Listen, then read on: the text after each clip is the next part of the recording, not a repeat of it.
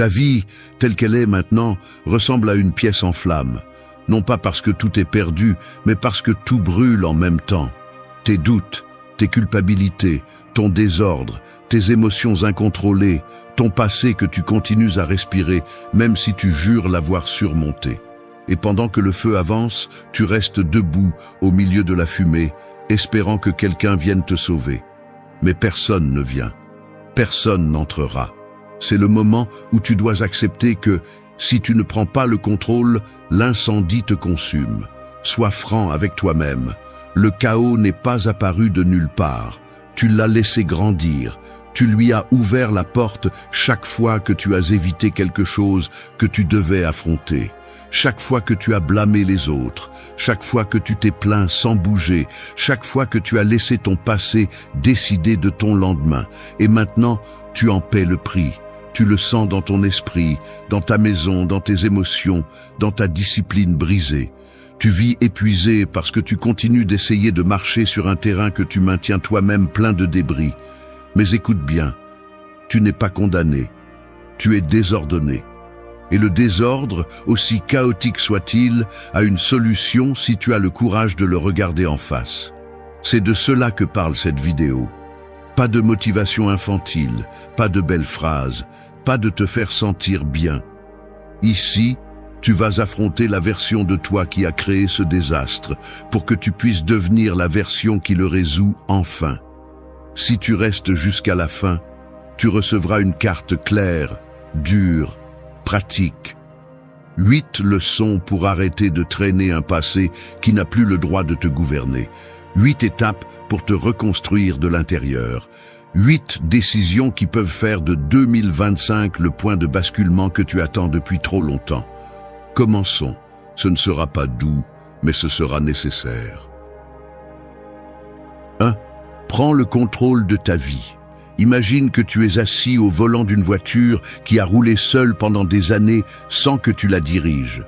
Le moteur rugit, la route vibre et les virages se rapprochent sans que tu aies les mains sur le volant.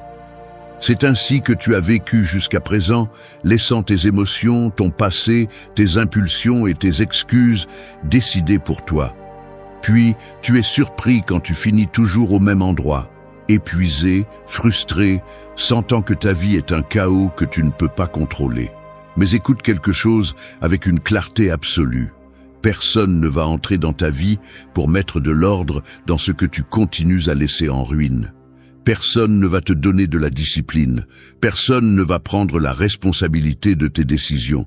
C'est ton moment pour accepter que beaucoup de ton chaos actuel n'est pas de la malchance. C'est un manque de direction, un manque de contrôle, un manque de responsabilité. Et même si ça fait mal, c'est aussi libérateur parce que si tu l'as créé, tu peux le démanteler. Prendre le contrôle n'est pas répéter des phrases motivantes, c'est arrêter de te réfugier dans des excuses élégantes. Je n'ai pas le temps, je ne peux pas changer, je suis comme ça, mon passé m'a marqué. Tout cela semble logique, mais en réalité, cela signifie « j'ai peur de me confronter à moi-même ». Et tu resteras coincé tant que tu permettras à cette peur de prendre des décisions pour toi. Le stoïcisme te dit quelque chose de simple. Tu ne peux pas contrôler tout ce qui t'arrive, mais tu peux contrôler comment tu réagis.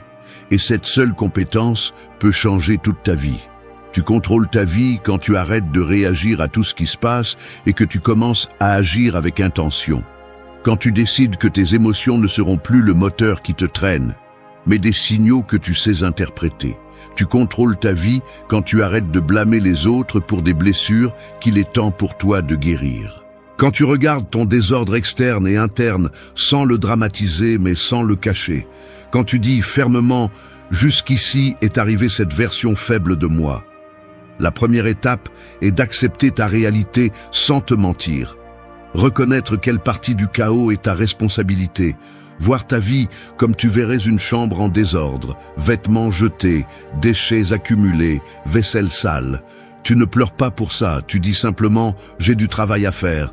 C'est ainsi que tu dois voir ton esprit, tes habitudes, tes émotions, pas avec honte mais avec clarté, pas avec victimisation mais avec décision. Ensuite vient la partie la plus puissante. Choisir de le réparer même si tu n'as pas envie, même si tu ne sais pas comment commencer, même si ça fait mal. Parce que prendre le contrôle n'est pas se sentir prêt, c'est décider que tu vas avancer même sans motivation. La motivation est instable, elle apparaît et disparaît. La décision est ferme, elle reste même quand elle te pèse. Un vrai changement commence quand tu choisis d'agir même si ton esprit te demande du confort. Prendre le contrôle signifie assumer que tu ne peux plus vivre en automatique. Cela signifie arrêter, respirer, regarder ta vie avec une brutalité honnête et dire « cela dépend de moi ». Cette étape réveille quelque chose en toi qui dort depuis des années, ton leadership interne. Il n'a pas besoin d'applaudissements ni de reconnaissance, il a besoin d'engagement. Un leader ne cherche pas d'excuses, il cherche des solutions. Un leader n'attend pas que la vie s'améliore, il l'améliore.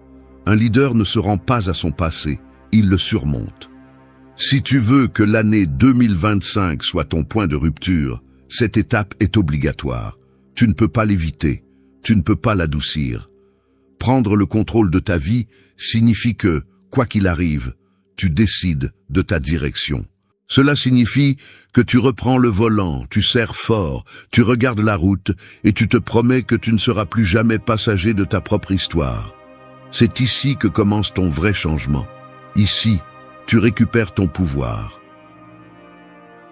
2. Range ton espace, range ton esprit. Imagine que ton esprit est comme une table remplie de vieux papiers, de tasses non lavées, de câbles emmêlés et d'objets qui ne servent à rien, mais que tu as laissés là parce que je le rangerai plus tard. Chaque fois que tu essaies de penser clairement, c'est comme chercher une aiguille dans tout ce désordre. Tu sais qu'elle est là, mais tu te perds parmi des choses qui auraient dû partir il y a longtemps. C'est ainsi que se présente ta vie maintenant, pleine de fardeaux accumulés qui occupent de l'espace mental et émotionnel.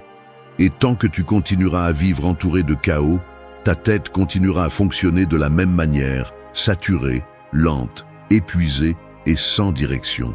Tu ne peux pas demander à ton esprit de l'ordre si ton environnement reflète le contraire. Le désordre externe est un miroir silencieux du désordre interne. Beaucoup de gens pensent que c'est l'inverse, mais non. L'esprit s'adapte à l'espace dans lequel il vit. Si ta chambre est un désastre, ta concentration le sera aussi. Si ton bureau est plein de choses que tu n'utilises jamais, tes pensées seront également remplies d'émotions dont tu n'as plus besoin. Et si ta maison est pleine d'objets du passé, ton esprit continuera à porter des histoires qui ne te servent plus. Ranger ton espace n'est pas une tâche ménagère, c'est une thérapie stoïcienne. C'est un acte de confrontation avec toi-même. Chaque chose que tu enlèves du chemin est une pensée de moins qui t'étouffe. Chaque objet que tu jettes est un souvenir qui cesse de te contrôler. Chaque coin que tu nettoies est une décision de qui tu veux être aujourd'hui, pas de qui tu étais avant. Lorsque tu ranges ton espace, tu envoies un message direct à ton cerveau. À partir de maintenant, nous vivons différemment. Commence par ce que tu vois, car ce que tu vois façonne comment tu te sens. Tu n'as pas besoin que ta maison soit parfaite. Tu as besoin qu'elle ait une intention. Tu as besoin qu'elle reflète quelqu'un qui veut avancer, pas quelqu'un qui est resté coincé dans plusieurs versions passées de lui-même. Ton lit, ton bureau, tes tiroirs, ton placard. Tout doit être aligné avec la vie que tu veux construire, pas avec la vie que tu essaies de laisser derrière toi. La même chose s'applique à ton téléphone, à tes réseaux sociaux, à ton ordinateur, à tes habitudes numériques. Tout le bruit que tu consommes laisse des traces dans ton esprit. Si tu ne filtres pas ton environnement te dirigera. Lorsque tu commenceras à ranger, tu ressentiras de la résistance. Tu te retrouveras à garder des choses que tu pensais ne plus avoir d'importance. Tu ressentiras de vieilles tristesses. Tu te souviendras de moments que tu croyais avoir surmontés. Tu te confronteras à des versions de toi-même qui te font mal. C'est normal. C'est une partie du processus. Le désordre n'occupe pas seulement de l'espace physique, il est aussi émotionnellement lié à toi. C'est pourquoi il est si difficile de le lâcher. Parce que tu ne jettes pas un objet, tu lâches l'histoire que cet objet portait. Et cela fait mal, mais cela libère aussi. Le stoïcisme t'enseigne que l'extérieur doit être aussi léger que l'intérieur. Un guerrier ne va pas à la bataille en portant tout ce qu'il possède. Il n'emporte que ce qui est nécessaire. Tu dois faire de même. Élimine ce qui ne s'ajoute pas. Garde ce qui t'aide à avancer. Ranger ton espace est la base pour ranger tes décisions. Un endroit propre t'oblige à penser différemment. Une chambre organisée t'invite à agir avec plus de clarté. Un environnement sain te rappelle que tu as le contrôle sur quelque chose, même lorsque le monde semble chaotique. Ce n'est pas un nettoyage de fin de semaine, c'est le début d'une mentalité. C'est le pas qui sépare le toi désordonné du toi qui prend les rênes. Lorsque tu ranges ton espace physique, tu commences à ranger tes priorités. Lorsque tu nettoies ton environnement, tu nettoies ton focus. Lorsque tu organises ce qui t'entoure, tu organises ce que tu penses. Et lorsque cela se produit, tu peux voir ta vie avec une précision que tu n'avais pas auparavant. 3. Concentre-toi sur moins, fais le mieux. Ta vie est devenue une liste interminable de choses à faire que tu ne finis jamais. Des objectifs à moitié atteints, des projets ouverts, des promesses que tu t'es faites et que tu n'as jamais tenues. Tu veux changer ton corps, ton esprit, tes habitudes, tes relations, tes finances, tout en même temps. Et à la fin de la journée, tu n'as qu'une sensation claire, épuisement et culpabilité. Ce n'est pas que tu n'as pas de potentiel, c'est que tu le gaspilles dans trop de directions en même temps. Personne n'avance en portant 10 chemins à la fois. Être brutalement honnête avec toi-même est nécessaire ici. Tu n'es pas bloqué par manque de rêve, tu es bloqué par manque de concentration. Tout t'intéresse, tu veux tout, tu essaies de toucher à tout, mais tu ne tiens presque rien. Cela crée une illusion de progrès qui est en réalité un pur mouvement vide. Tu es occupé, mais tu ne construis pas. Tu es fatigué, mais tu ne grandis pas. Le stoïcisme ne te demande pas de faire 1000 choses, il te demande de faire les quelques-unes que tu choisis avec intention, discipline et profondeur. Te concentrer sur moins n'est pas abandonner, c'est mûrir. C'est accepter que ton énergie, ton temps et ton attention sont des ressources limitées et que si tu les disperses partout, tu n'approfondis rien. Un guerrier n'entre pas dans la bataille en frappant l'air dans toutes les directions. Il choisit où frapper et le fait avec précision. Tu dois commencer à vivre ainsi. Tu as besoin de faire quelque chose que ton ego n'aime pas. Renoncer. Renoncer à des tâches qui ne font que te faire sentir occupé. Renoncer au besoin de prouver à tout le monde que tu peux tout faire. Renoncer à des projets que tu maintiens seulement par peur d'accepter qu'ils ne te correspondent plus. Renoncer à l'anxiété de vouloir des résultats dans tous les domaines en même temps. Tu n'es pas moins parce que tu fais moins. Tu es plus efficace quand tu choisis froidement où tu vas mettre ta force. Ce point devient pratique quand tu prends du papier et un crayon et te poses une question inconfortable. Qu'est-ce qui, si je l'améliorais vraiment dans les prochains mois, changerait le reste de ma vie? Pas 5 choses. 1. Peut-être est-ce ta discipline quotidienne. Peut-être est-ce ta santé. Peut-être est-ce ta relation avec toi-même. Peut-être est-ce ta situation économique. Ce domaine, celui qui a le plus d'impact sur ton bien-être, doit être ton centre d'attention. Le reste, pour l'instant, passe au second plan. Il ne disparaît pas, mais il cesse d'être une priorité. À partir de là, la concentration se traduit par des actions concrètes. Arrête de remplir tes journées avec des listes impossibles.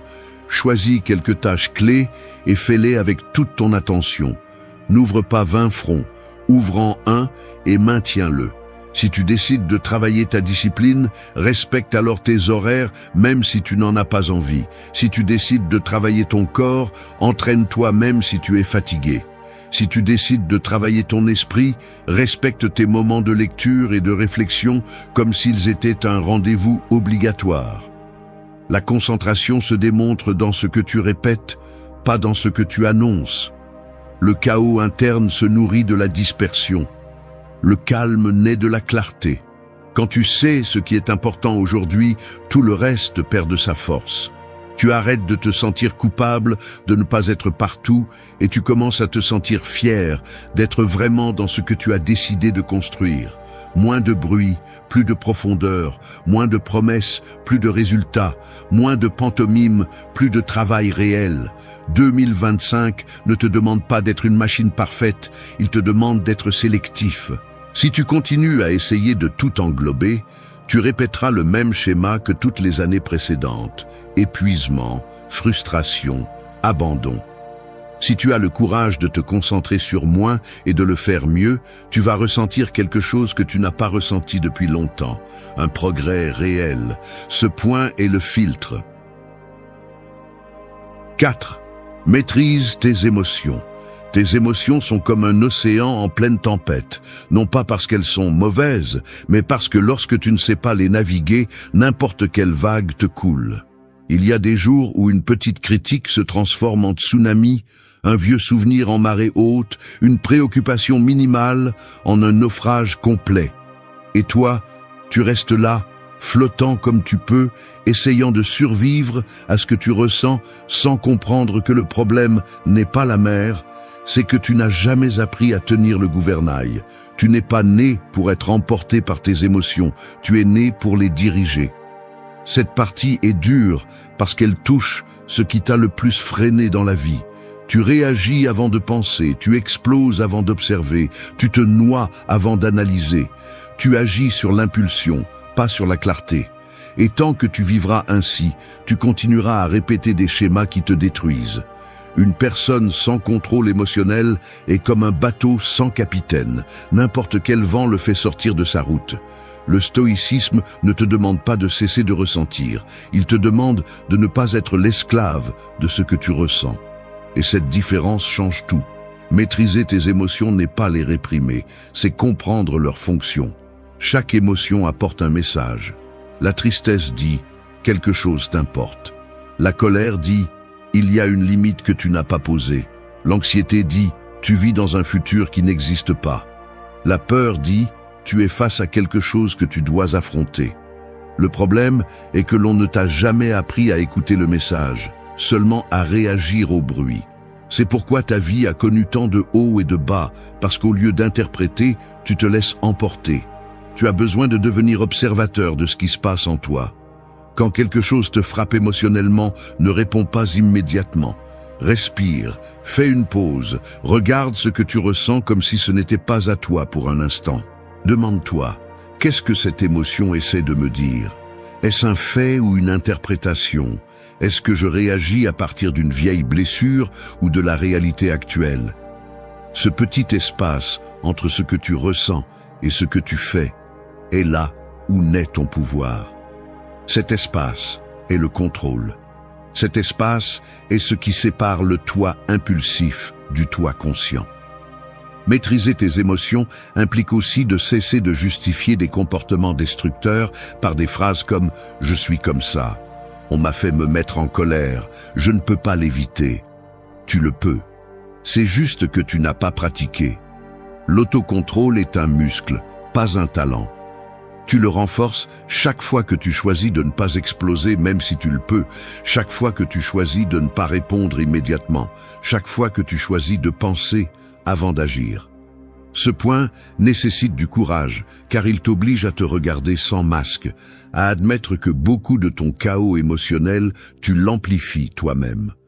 Quand tu commenceras à te contrôler, tu remarqueras quelque chose de puissant. La vie ne devient pas plus facile, tu deviens plus fort. Les gens ne changent pas, ta façon de réagir change. Les problèmes ne disparaissent pas, ton habitude de les dramatiser disparaît. Les émotions ne cessent pas d'apparaître, cesse d'apparaître le besoin de leur obéir. Et ce changement te donnera une tranquillité que tu n'as jamais ressentie. Une tranquillité ferme, sérieuse, consciente, qui ne dépend pas de ce qui se passe à l'extérieur, seulement de qui tu es à l'intérieur. Le stoïcisme enseigne une vérité brutale. Ce qui fait mal n'est pas le fait, mais ton interprétation du fait. Et si tu maîtrises cette interprétation, tu maîtrises ta vie. L'émotion arrive, mais tu décides combien de temps elle vit en toi. L'émotion frappe, mais tu décides si tu ouvres la porte. L'émotion crie, mais tu décides si tu lui prêtes attention.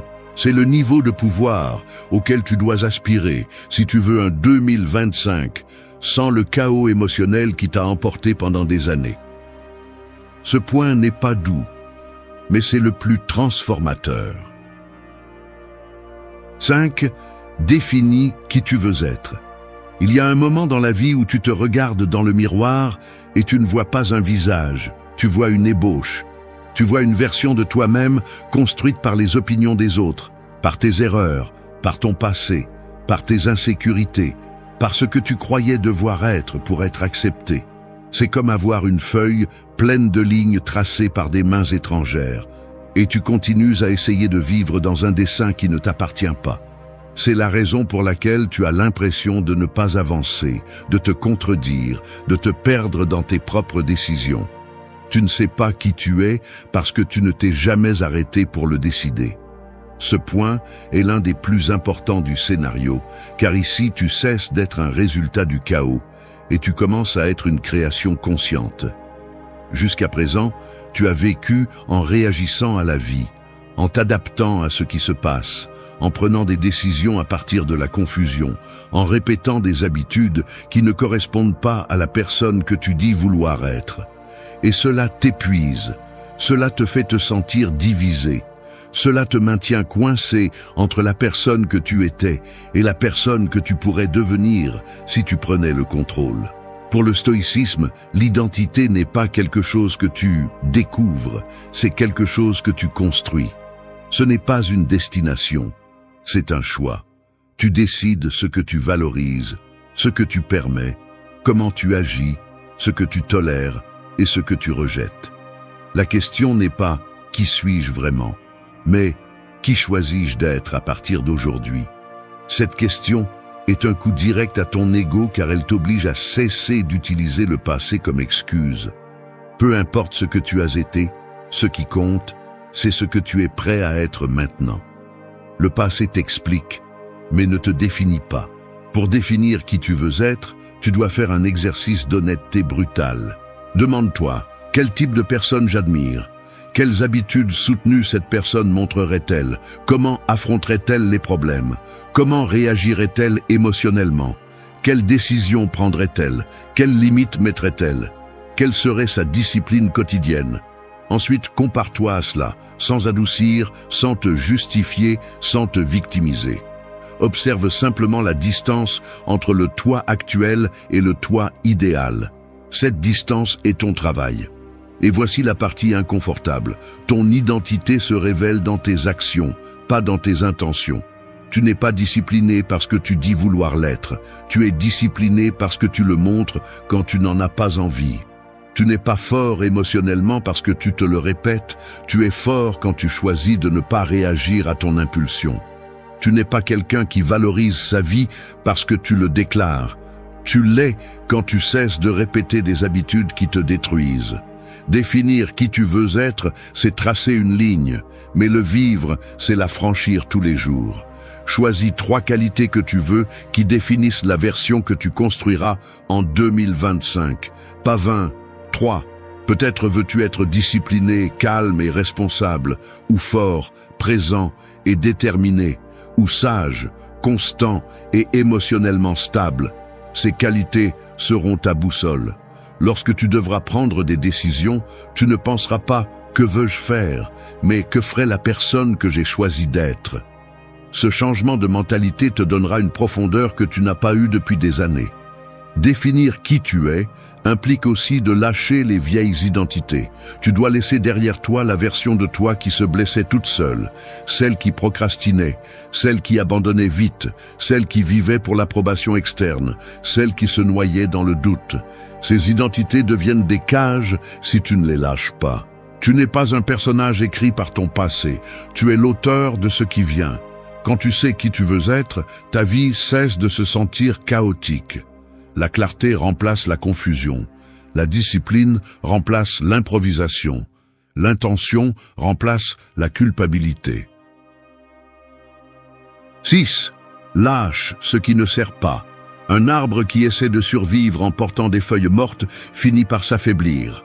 Non pas parce que ces feuilles sont mauvaises, mais parce qu'elles ont déjà accompli leur cycle et ne font maintenant que consommer de l'énergie qui devrait aller à la nouveauté. Tu es pareil, Tu continues à porter des souvenirs qui ne t'aident plus, des erreurs qui ne signifient plus rien, des personnes qui ne correspondent plus à toi, des culpabilités qui ne t'appartiennent pas et des versions passées de toi qui ne font que te freiner. Et puis tu te demandes pourquoi tu es épuisé, confus ou sans force pour avancer. Ce n'est pas un manque de capacité, c'est un excès de charge. Lâcher ne semble pas compliqué jusqu'à ce que tu doives le faire. Lâcher implique d'accepter que quelque chose a été important, mais ne l'est plus. Cela implique d'admettre qu'une relation n'ajoute plus rien, même si cela fait mal de le reconnaître. Cela implique de voir que certaines habitudes n'ont plus leur place dans la vie que tu es en train de construire. Cela implique de laisser aller le besoin d'avoir toujours raison, de porter des culpabilités étrangères, de soutenir des histoires brisées simplement par peur de fermer des chapitres. Et voici la vérité inconfortable. Beaucoup de ce qui te pèse est quelque chose que tu choisis de continuer à porter. Ce point exige un niveau d'honnêteté émotionnelle que tu as probablement évité pendant des années. Parce que lâcher n'est pas un processus mental, c'est émotionnel. Cela signifie renoncer à ce qui est familier, même quand ce qui est familier te fait du mal. Cela signifie accepter que ton passé ne sera plus jamais différent. Cela signifie arrêter de répéter des conversations internes qui ne mènent à rien. Cela signifie mettre des limites là où avant tu ne mettais que des excuses. Et accepter cela demande du courage, Le stoïcisme enseigne que la racine de la souffrance n'est pas dans ce qui se passe, mais dans l'attachement à ce qui a cessé d'avoir de la valeur. Quand tu insistes pour garder ce que tu devrais laisser aller, tu deviens prisonnier de tes propres souvenirs. Tu restes coincé dans des personnes qui ne font plus partie de ton chemin, dans des erreurs que tu ne peux plus changer, dans des décisions qui n'ont plus de sens. Ton avenir est en pause, parce que ton cœur reste attaché à un passé qui est déjà terminé. Lâcher ce qui ne sert pas ne signifie pas oublier, cela signifie se libérer. C'est fermer un cycle pour pouvoir en ouvrir un autre. C'est comprendre que toutes les personnes qui ont été dans ta vie ne méritent pas d'être dans ton prochain chapitre. C'est accepter que certaines blessures n'ont plus besoin d'attention, elles ont juste besoin d'un adieu. C'est reconnaître que certaines idées que tu as défendues pendant des années ne te représentent plus. C'est laisser aller l'ancienne identité qui te maintenait petit, insécurisé ou limité. Fais un inventaire émotionnel. Vérifie ce que tu continues à porter qui te vole la paix. Les personnes avec qui tu n'es plus aligné. Les souvenirs que tu répètes comme si tu étais une punition pour toi-même. Les objets que tu gardes par nostalgie, pas par nécessité.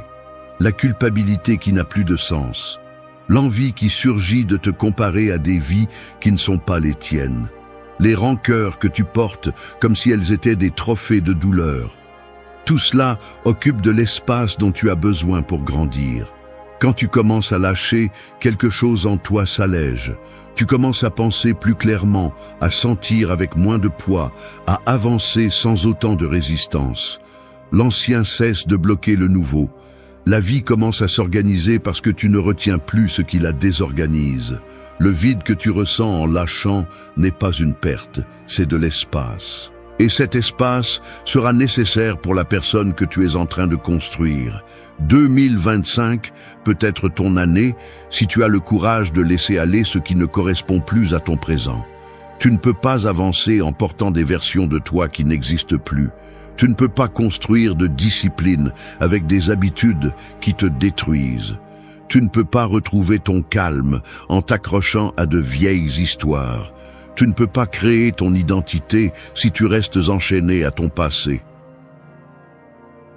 7.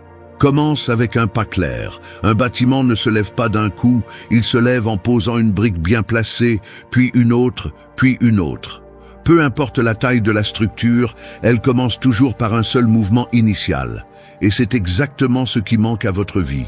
Un premier pas ferme, clair et décidé. Pas 20 pas, pas un plan parfait, pas une liste de changements impossibles, juste un que vous pouvez soutenir.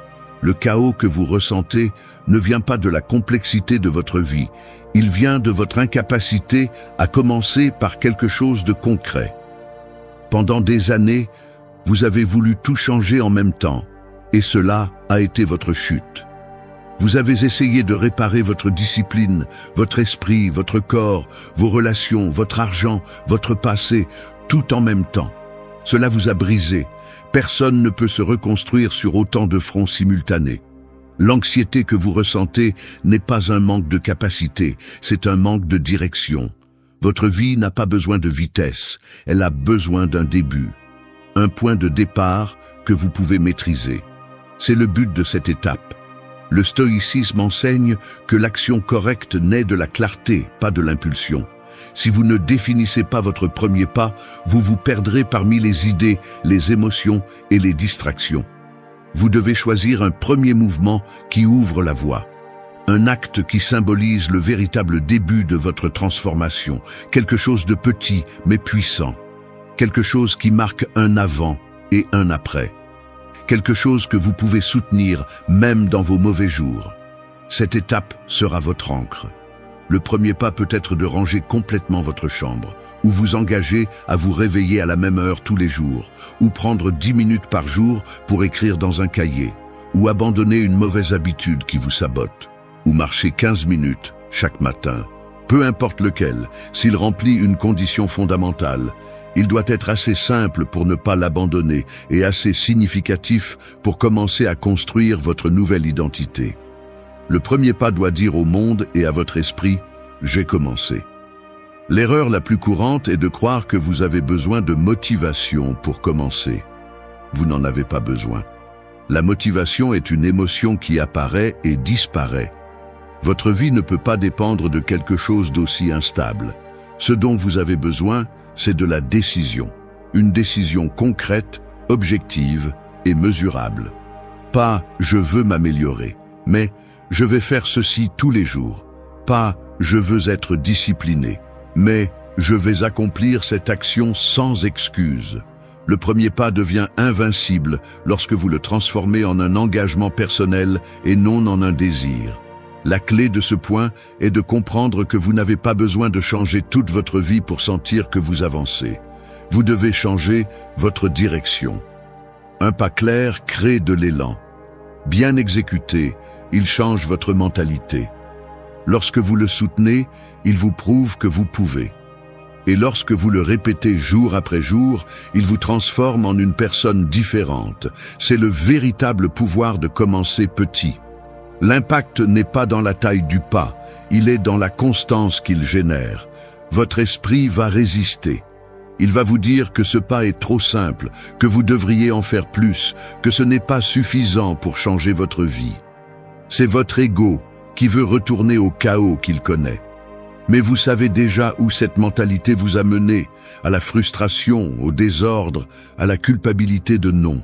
Ta vie ne change pas jusqu'à ce que tu en aies assez, jusqu'à ce qu'un jour tu te regardes en face et reconnaisses que tu ne peux plus être la même version faible, distraite et brisée que tu as laissé exister pendant des années. C'est le point de rupture. Ce moment où tu comprends que, si tu ne prends pas le contrôle maintenant, personne ne le fera pour toi. Et je le dis sans fioriture, ta vie restera la même si tu continues à agir de la même manière. La transformation commence lorsque tu acceptes une vérité inconfortable. Tu es responsable de ce que tu es et de ce que tu n'es pas. Pas tes parents, pas ton passé, pas tes peurs. Toi. Et je sais que ça fait mal de l'entendre, mais c'est aussi ce qui te libère. Parce que lorsque tu comprends que tout dépend de toi, l'excuse cesse d'exister. Cette vidéo n'est pas pour ceux qui veulent une motivation bon marché. Elle est pour ceux qui veulent vraiment changer. Pour ceux qui sont prêts à abandonner des habitudes médiocres, des pensées toxiques, des comportements répétitifs et l'éternelle habitude de se saboter. Elle est pour ceux qui sont prêts à se briser de l'intérieur si cela signifie se reconstruire plus fort.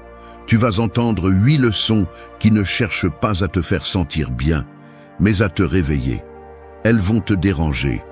Elles vont te demander. Elles vont te confronter à la personne que tu es et à la personne que tu devrais être. Et si tu décides de les écouter avec honnêteté, tu vas commencer un processus que très peu ont le courage de commencer. Laisser derrière toi ton moi brisé pour devenir quelqu'un de discipliné, conscient, émotionnellement solide et maître de lui-même. Tu n'es pas ici pour survivre, tu es ici pour renaître. Et cette renaissance commence aujourd'hui. Si tu es prêt à arrêter de fuir de toi-même et à prendre le contrôle sans excuse, alors oui, reste. Parce que ce n'est pas un message pour te divertir, c'est un message pour te transformer. 1. Prends le contrôle de ta vie. Il y a des gens qui traversent la vie comme s'ils étaient des passagers assis à l'arrière d'une voiture qu'ils devraient eux-mêmes conduire. Ils regardent par la fenêtre comment les jours, les années, les opportunités passent, mais ils ne touchent jamais le volant parce qu'ils pensent que quelqu'un d'autre devrait s'en charger.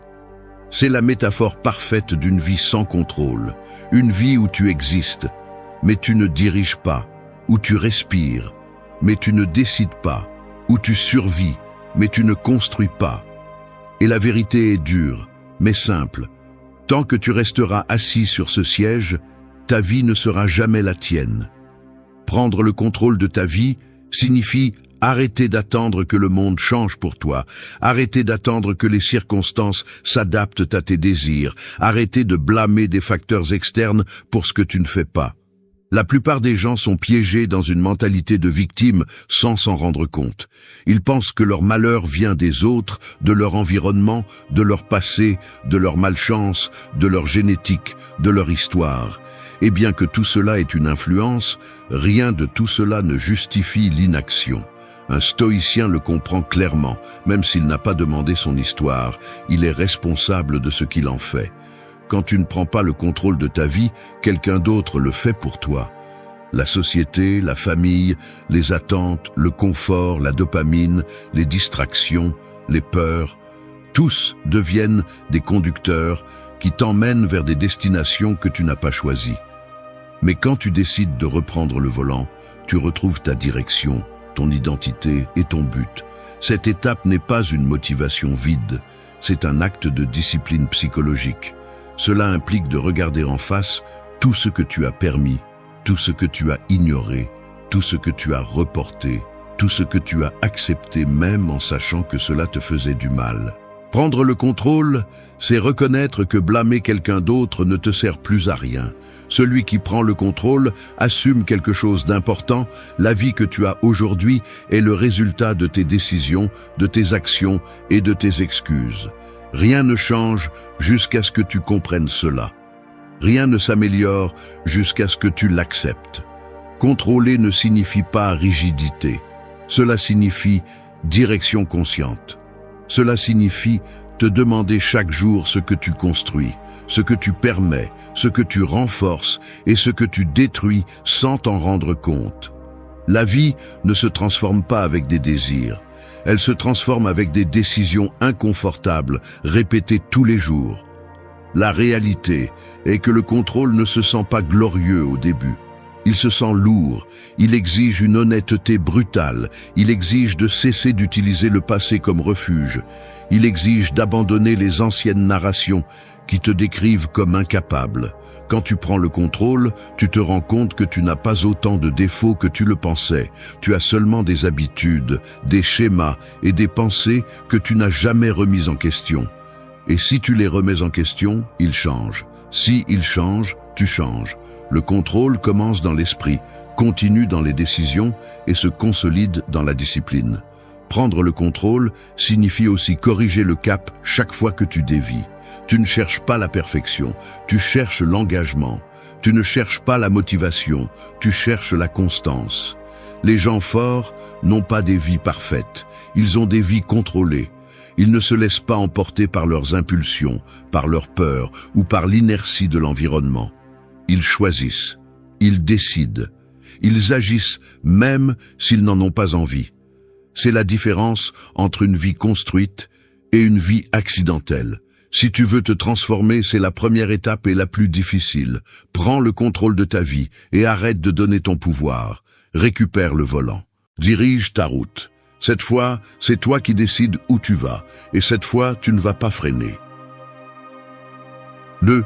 agissent sans dépendre de tes envies. Il y a des jours où ton esprit est comme une porte lourde qui ne veut pas s'ouvrir. Tu pousses un peu et elle ne bouge pas. Tu pousses à nouveau et elle reste la même. Et il arrive un moment où tu te convaincs que si la porte ne s'ouvre pas facilement, alors ce n'est pas le moment. C'est le piège de la motivation. C'est comme attendre que cette porte s'ouvre d'elle-même.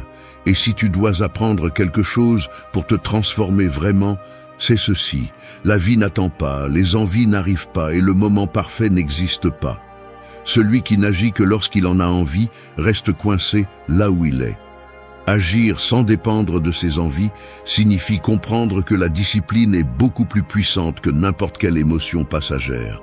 Les envies sont fragiles, elles se brisent avec la fatigue, le stress, le doute, la peur, l'ennui. La discipline, en revanche, se maintient même lorsque le corps ne veut pas, même lorsque l'esprit invente des excuses, même lorsque la journée est lourde. La personne qui change sa vie n'est pas celle qui se motive, c'est celle qui bouge.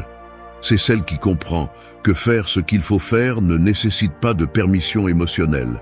La plupart des gens vivent à la merci de leurs états internes. S'ils se sentent bien, ils avancent. S'ils se sentent mal, ils s'arrêtent. S'ils sont inspirés, ils créent. S'ils sont démotivés, ils abandonnent. Ce va-et-vient émotionnel transforme leur vie en un cycle interminable de départ et d'abandon. C'est pourquoi il n'y a pas de progrès réel, parce qu'ils n'avancent que lorsque des milliers de conditions externes et internes sont alignées. Vivre ainsi, c'est vivre en réactivité. Un stoïcien le sait, le monde interne est instable, mais l'action ne doit pas l'être. Agir sans envie ne signifie pas ignorer tes émotions. Cela signifie ne pas les laisser décider pour toi. Cela signifie savoir que tu peux te sentir fatigué et quand même t'entraîner, te sentir triste et quand même poursuivre tes objectifs, avoir peur et quand même faire le pas dont tu as besoin. Non pas parce que tu es en acier, mais parce que tu es engagé dans ta direction. Ton identité change lorsque tes actions cessent de dépendre de ton état émotionnel. Le véritable changement se produit lorsque tu décides d'agir même dans tes pires jours. N'importe qui agit dans ses meilleurs moments. Le problème est que les envies sont addictives. La société te vend l'idée que tout doit se sentir bien, que si cela ne t'excite pas, ce n'est pas pour toi, que si cela ne coule pas, ce n'est pas authentique, que si cela te coûte, ce n'est pas ton chemin. Cette mentalité a détruit plus de rêves que l'échec, parce qu'elle convainc les gens que l'effort est un signal pour se retirer, alors qu'en réalité, l'effort est la preuve que tu avances vers quelque chose qui en vaut la peine. Les envies sont un luxe, la discipline est une obligation. Ta vie change lorsque tu transformes l'action en une décision, pas en un désir. Lorsque tu dis « je le fais parce que j'ai dit que je le ferai », pas parce que je me sens inspiré. Lorsque tu comprends cela, tu deviens imbattable. Parce que tu ne dépends plus des bons ou des mauvais jours, tu dépends de ta volonté. Et la volonté se renforce chaque fois que tu fais quelque chose sans vouloir le faire. C'est le véritable entraînement mental. Agir sans envie jusqu'à ce que ton cerveau comprenne que l'action n'est pas négociable. Si tu veux construire une vie forte, stable et concentrée, arrête d'attendre d'avoir envie. Arrête de chercher des signes. Arrête de donner du pouvoir à ton état émotionnel. Fais ce que tu as à faire, et c'est tout. Non pas parce que tu te sens prêt, mais parce que tu t'es engagé envers toi-même. La personne qui ne dépend pas de ses envies est celle qui avance vraiment, celle qui change vraiment, et celle qui, avec le temps, devient quelqu'un qui ne se sabote plus, mais qui se respecte. 3. Nettoie ton esprit et ta dopamine. L'esprit humain ressemble beaucoup à un verre embué. Peu importe à quel point tu es brillant, à quel point tu veux avancer ou à quel point ta vision est grande, si le verre est couvert de buée, tu ne vois rien clairement. Tu prends de mauvaises décisions, tu perds ton focus et tu agis par impulsion plutôt que par intention. C'est exactement ce qui se passe lorsque ta dopamine est déréglée, lorsque ton esprit est saturé de stimuli rapides, de récompenses faciles et de micro-plaisirs qui te privent de discipline, de concentration et de direction. Tu n'es pas fatigué, tu es saturé. Tu n'es pas perdu, tu es embrouillé. Et quand l'esprit est embrouillé, toute la vie devient désordonnée. Nettoyer ton esprit et ta dopamine signifie rompre avec la façon automatique dont tu vis. Aujourd'hui, la plupart des gens ne pensent pas, ils réagissent. Ils ne choisissent pas, ils répondent seulement aux impulsions. Ils ne se déplacent pas par conviction, mais par gratification instantanée. Ils sautent de vidéo en vidéo, d'application en application, de distraction en distraction. Et leur cerveau s'habitue à vivre à un niveau constant de bruit qui lui vole la capacité de se concentrer, d'être présent, de construire quelque chose de réel. Ce n'est pas un hasard si tu as du mal à lire, à penser, à t'asseoir en silence ou à maintenir une seule tâche sans te distraire. Ton esprit est entraîné à ne pas tolérer l'inconfort de la concentration. Quand ton système de dopamine est saturé, tu as besoin de plus en plus de stimulation pour ressentir moins. Et plus tu consommes de stimuli, moins une vie réelle te procure de plaisir. Ton cerveau s'habitue à des micro-décharges constantes et commence à considérer comme ennuyeux tout ce qui nécessite de la patience, de l'effort, de la répétition ou du silence. Et qu'est-ce qui se construit dans la vie réelle? Tout ce qui semble ennuyeux, difficile ou peu stimulant à court terme. C'est pourquoi nettoyer ton esprit est une nécessité psychologique, pas une option. Si tu ne le fais pas, tes objectifs ne te sembleront jamais attrayants parce que ton cerveau est programmé pour préférer des gratifications qui ne te donnent rien en retour. Un stoïcien le comprenait bien, l'esprit a besoin d'ordre, de silence, de concentration et de clarté. Et rien de tout cela n'est possible tant que tu restes esclave d'un cycle de dopamine incontrôlé. Lorsque tu ne nettoies pas ton esprit, ta vie entre dans un état de bruit chronique. Tu perds de l'énergie dans des choses qui n'ont pas d'importance, tu dépenses de l'attention dans des stimuli qui te drainent, et tu deviens dépendant de ce qui te divertit plutôt que de ce qui te transforme. Nettoyer ta dopamine ne signifie pas éliminer tout plaisir. Cela signifie rétablir ta sensibilité, retrouver ta capacité à apprécier la simplicité et reprendre le contrôle de ton esprit. Cela implique de réduire la consommation impulsive de réseaux, de malbouffe, de pornographie, de notifications constantes et de tout ce qui te vole de la concentration sans te donner rien de précieux. Il ne s'agit pas de vivre sans stimuli, il s'agit de ne pas être contrôlé par le stimulus. Lorsque tu y parviens, l'esprit commence à se stabiliser, l'anxiété diminue et ton énergie revient à toi. Tu arrêtes de vivre dispersé et tu commences à vivre conscient. Le processus est inconfortable au début parce que ton cerveau est habitué à des récompenses rapides. Tu ressentiras de l'anxiété, de l'ennui, du vide, voire de l'irritation. C'est le signe que tu nettoies ton système. Ton cerveau se réajuste, retrouve l'équilibre perdu. Et quand tu passes cette étape, tu te rends compte que ton esprit fonctionne à nouveau comme il le devrait. Tu as plus de clarté, tu prends de meilleures décisions, tu penses plus profondément et tu reprends le contrôle de ton attention, qui est la ressource la plus précieuse que tu as. Nettoyer ton esprit est un acte de respect de soi. C'est dire au monde que tu n'es plus esclave du bruit. C'est retrouver la concentration qui te rend imbattable, et c'est la base de toute transformation réelle. Si ton esprit est propre, ta vie se met en ordre.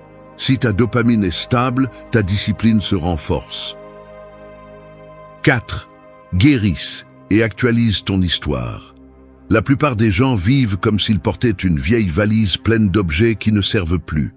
Ils la traînent jour après jour, même si elle pèse, même si elle gêne, même si elle ne contient que des souvenirs brisés, des culpabilités héritées, des versions anciennes d'eux-mêmes et des récits qu'ils n'ont jamais remis en question.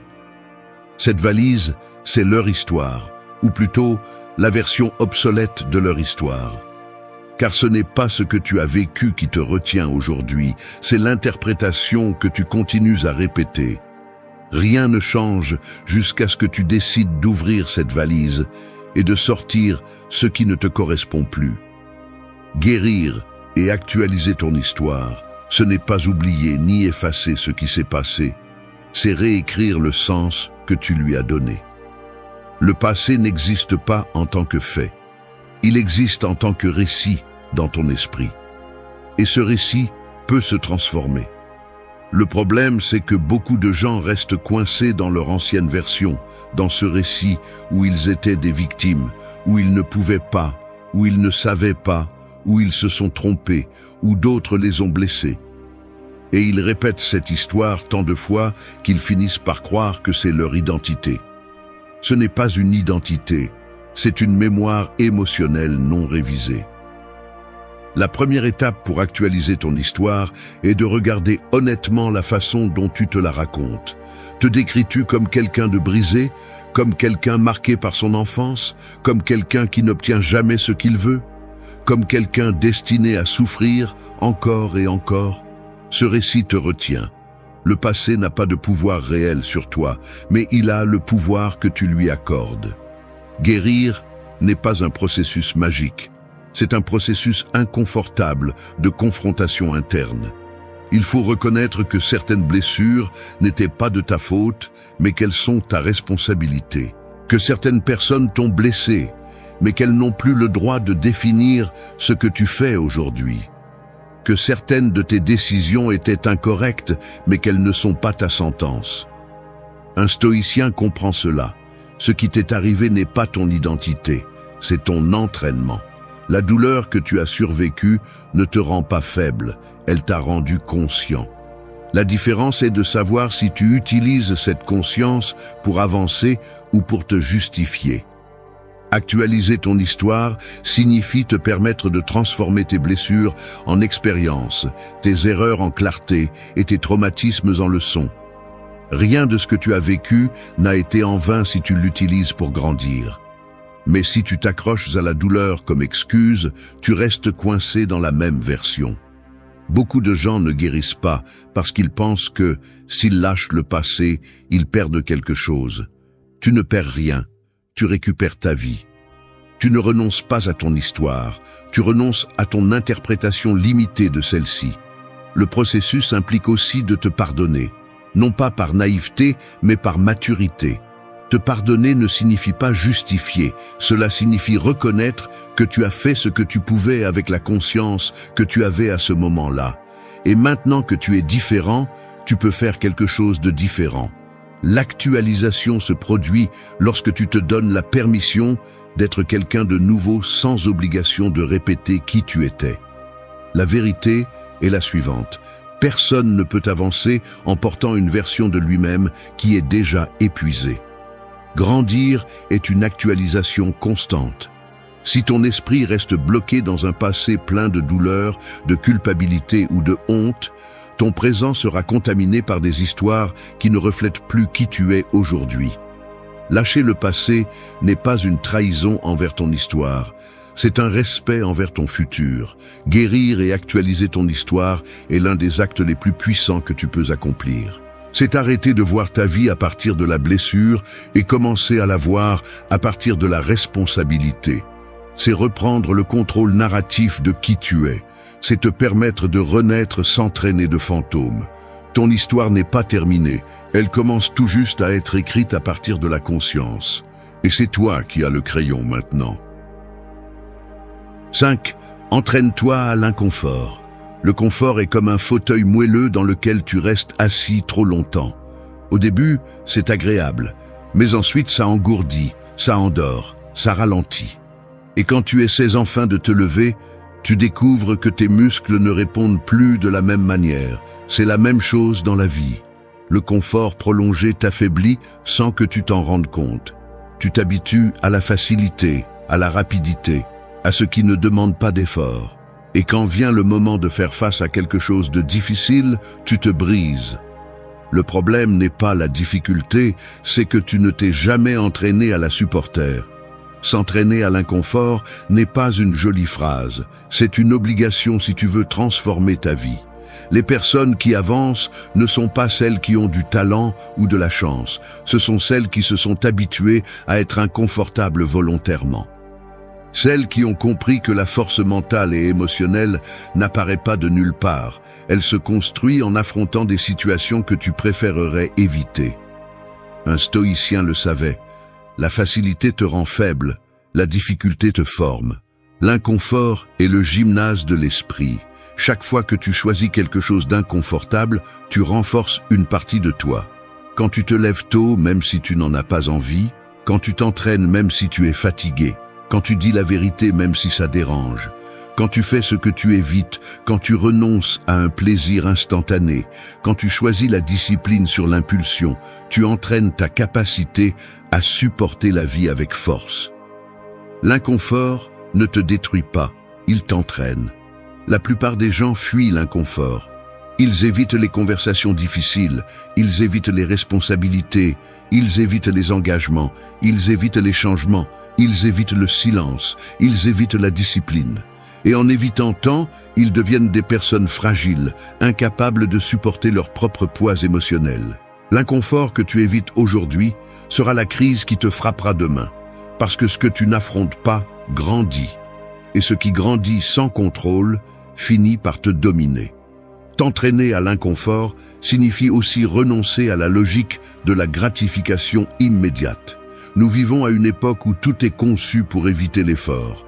Nourriture rapide, divertissement instantané, options infinies. Mais ce style de vie détruit ta tolérance à l'effort réel. Ton cerveau devient impatient, anxieux, incapable d'attendre. Et en conséquence, tu abandonnes tout ce qui ne te donne pas une récompense immédiate. Ce n'est pas ainsi qu'on construit une vie forte, c'est ainsi qu'on la détruit. La vérité est que l'inconfort a un pouvoir que personne ne veut admettre. Il t'éclaire, il te nettoie, il t'ordonne. Quand tu es inconfortable, ta vraie nature apparaît. Tu découvres tes limites, tes peurs, tes schémas, et c'est là que tu peux corriger. Personne ne grandit dans le confort parce que le confort n'exige pas de changement. C'est dans la difficulté que tu trouves la version de toi qui a attendu de sortir. T'entraîner à l'inconfort n'est pas te punir, c'est te préparer. Te préparer pour un monde qui ne te traitera pas avec délicatesse. Te préparer pour des relations difficiles, pour des décisions compliquées, pour des jours où il n'y aura pas de motivation, pour des moments où tu devras te soutenir seul. L'inconfort volontaire te donne un pouvoir que peu de personnes ont, la capacité de résister et d'avancer même quand la vie devient lourde. Fais des choses inconfortables volontairement. Non pas parce que tu veux souffrir, mais parce que tu veux te renforcer. Prends des douches froides, laisse ton téléphone quand ton cerveau te le demande, sors te promener sans musique, accomplis des tâches sans distraction, entraîne-toi sans excuse, parle quand il serait plus facile de se taire, dis-toi la vérité même si ça fait mal. Chaque action inconfortable est un investissement dans ton caractère. Si tu veux devenir quelqu'un de fort, discipliné et maître de sa vie, ne cherche pas le confort. Cherche-le seulement quand tu l'as gagné. En attendant, choisis l'inconfort qui te construit.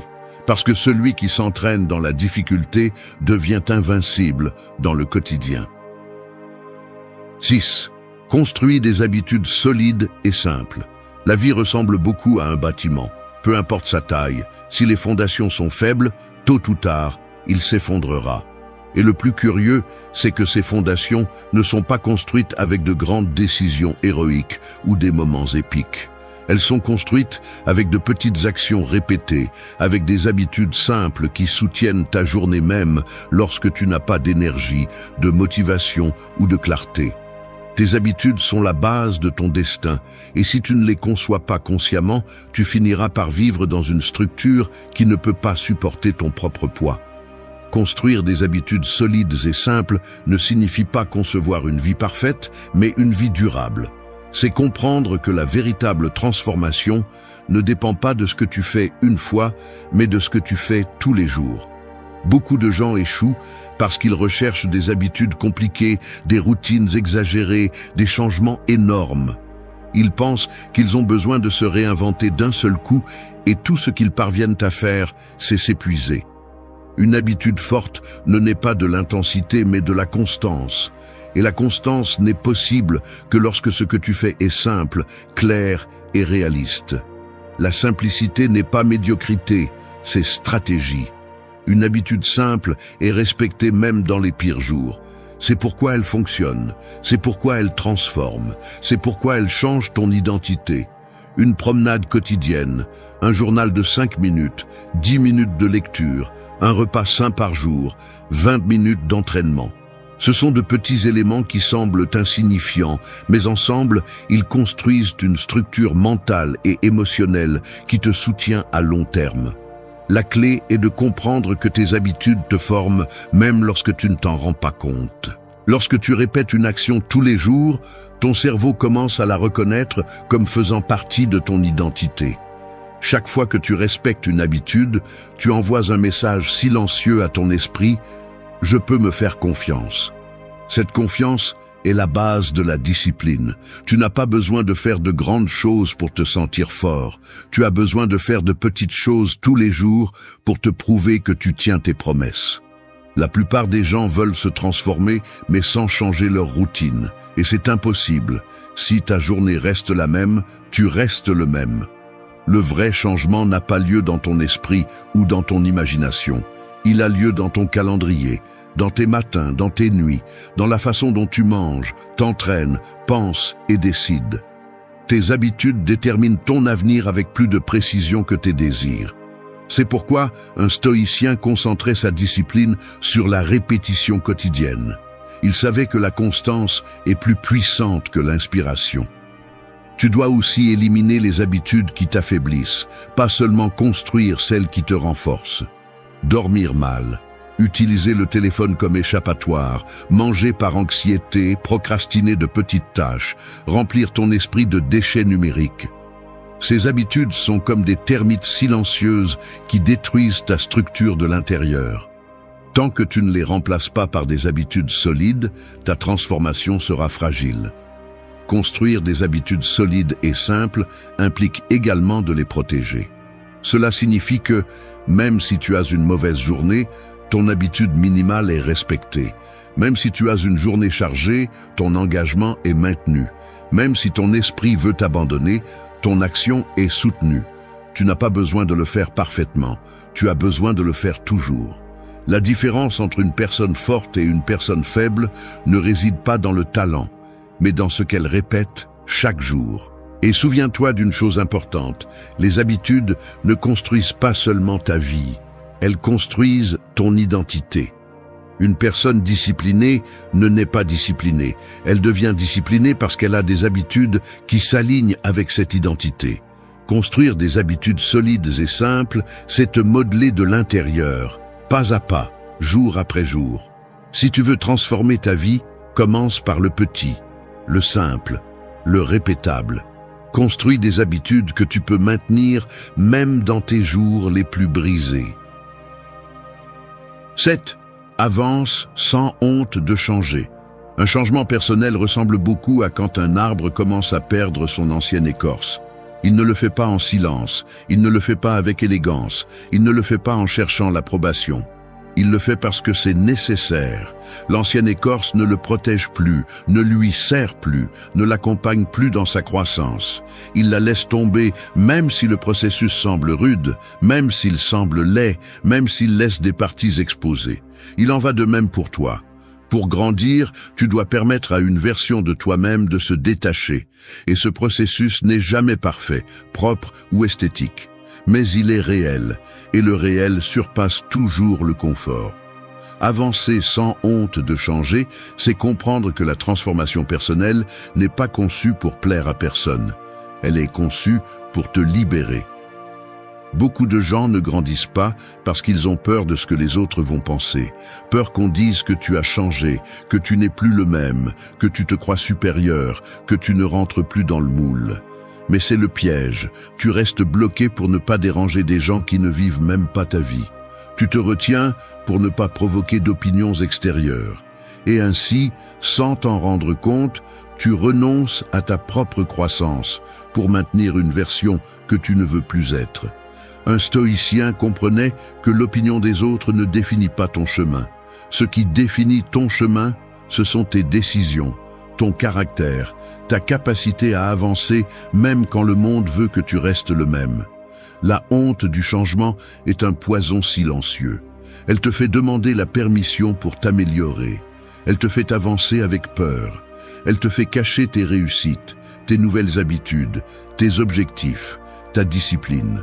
Elle te fait réduire ta grandeur pour ne pas susciter de commentaires.